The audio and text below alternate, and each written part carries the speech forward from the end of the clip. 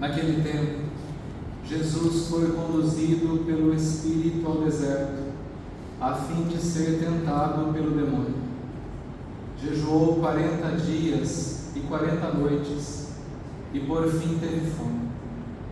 O tentador aproximou-se e disse: Se és o Filho de Deus, diz a estas pedras que se transformem em pães.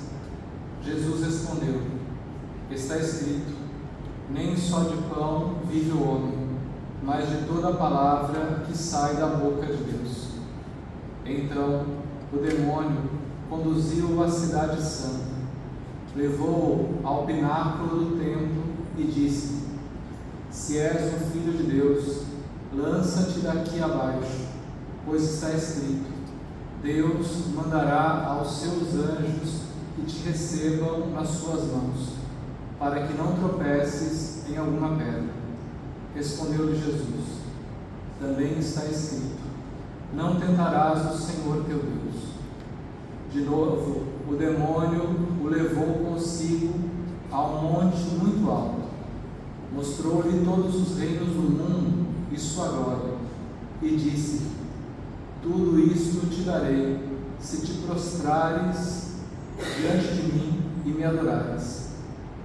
Respondeu-lhe Jesus: Vai-te, Satanás, porque está escrito: Adorarás o Senhor teu Deus, e só a Ele prestarás culto.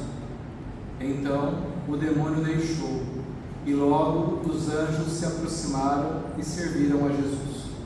Palavra da salvação. Glória a vós, Senhor. Que as palavras do Santo Evangelho perdoem os nossos pecados. Amém.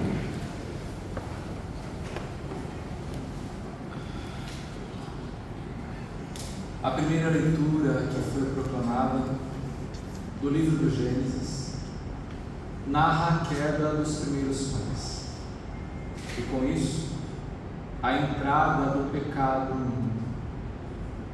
Por sinal, nós herdamos o pecado original dos primeiros pais.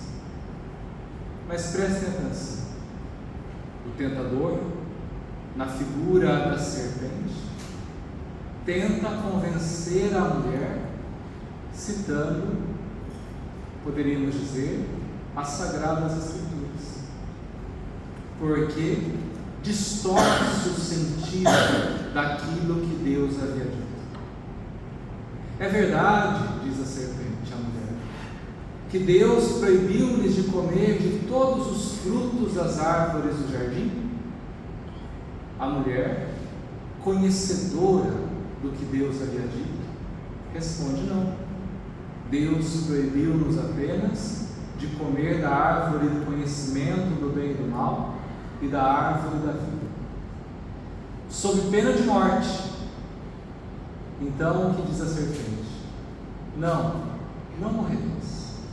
Mas Deus sabe que no dia que comerdes deste fruto, sereis como deuses, conhecedores do bem e do mal.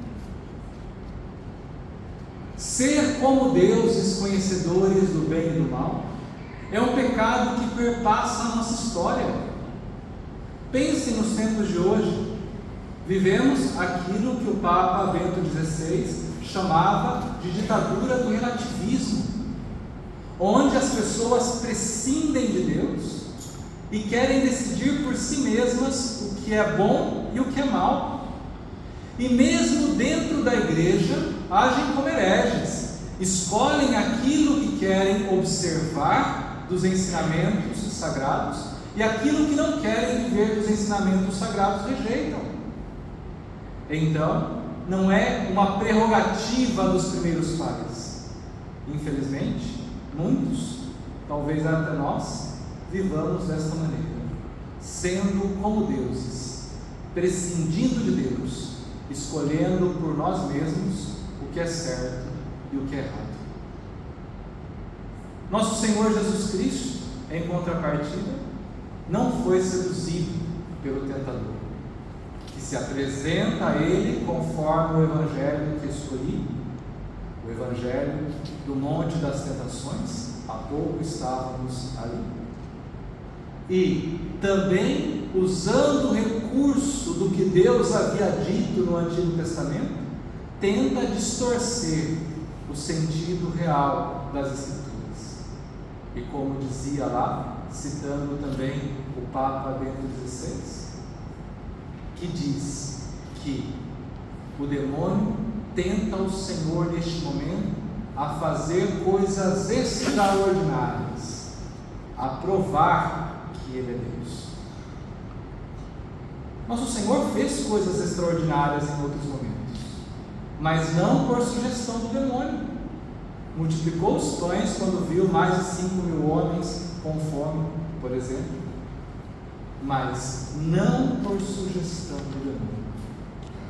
E nem para que isso fizesse com que Ele fosse reconhecido, tanto assim que a gente vai vendo o nosso Senhor Jesus Cristo, depois de realizar tantos milagres, começar simplesmente uma vida de ensinamentos e do milagre maior, a instituição da Eucaristia, antes de entregar sua vida para nós e para a nossa salvação.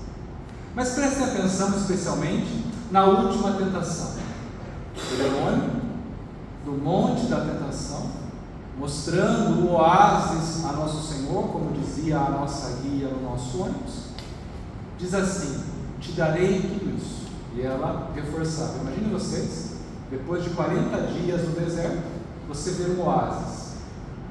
Te darei tudo isso, se te prostrares diante de mim em adoração.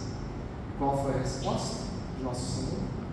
Citando as Sagradas Escrituras, porque nas 3 tentações, as 2 primeiras o demônio cita as Sagradas Escrituras, na terceira ele faz uso do mesmo recurso que fez aos primeiros pais, procura tentá-lo fora das Escrituras. Nosso Senhor responde: adorarás somente o Senhor teu Deus, e só a Ele prestarás culto. Aqui gostaria de abrir um parênteses para falar da festa que hoje celebramos, os arcanjos São Miguel, São Gabriel e São Rafael, mas falar especificamente de São Miguel.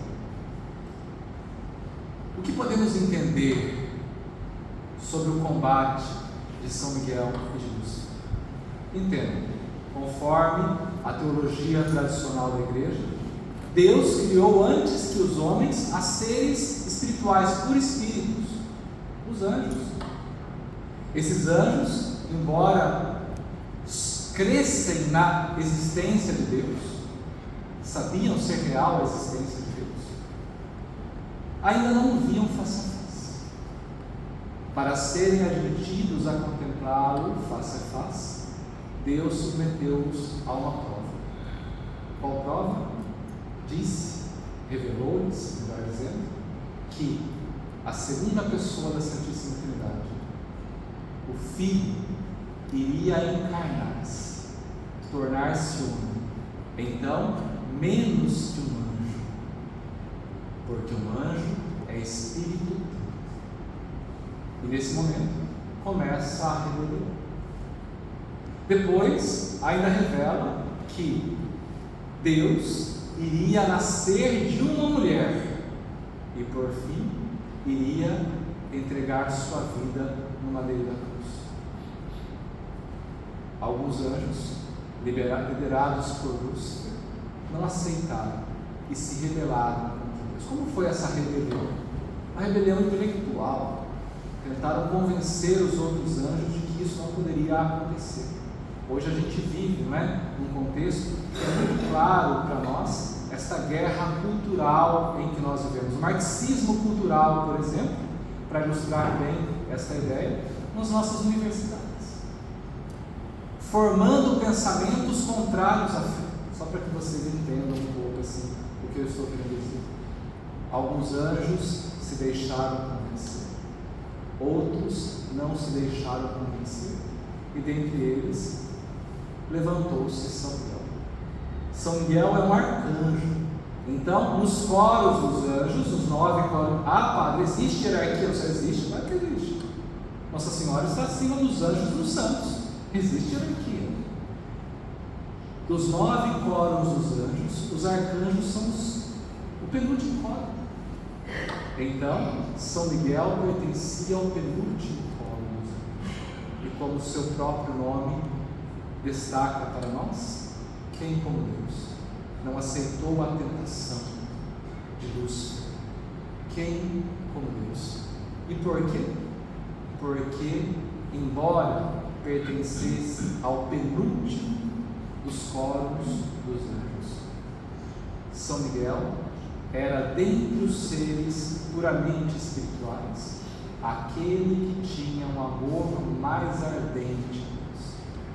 Neste dia, então, em que celebramos São Miguel Arcanjo, peçamos a Ele esta graça, de ter um ardente amor a Deus, para não negá-lo de forma alguma, para não negá-lo querendo ser como deuses, decidindo por nós mesmos o que é certo e o que é errado, mas submissos à revelação de Cristo na sua igreja, permaneçamos fiéis. Louvado seja nosso Senhor Jesus Cristo. Para sempre seja louvado. E sua Mãe Maria Santíssima. Amém.